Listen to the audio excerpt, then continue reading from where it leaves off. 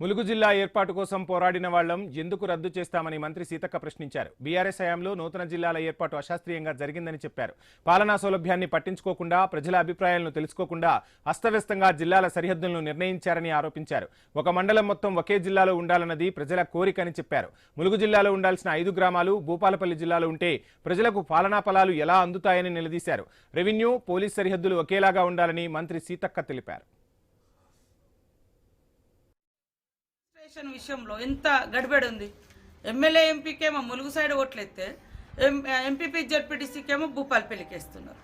మరి కలెక్టర్ ఏమో భూపాలపల్లి అయితే ములుగు ఎస్పీ అవుతున్నాడు, వెంకటాపురం ఎస్ఐ అవుతున్నాడు. ఒక జడ్జిని వేసి, రిటైర్డ్ జడ్జిని వేసి అది ఏది బాగుంటుందో అది సరిచేద్దామని చెప్పారు తప్ప ఏ జిల్లాను తొలగిస్తాం, ఏ జిల్లాను పెంచుతాం అనేది అసలు అందులో టాపికే రాదు.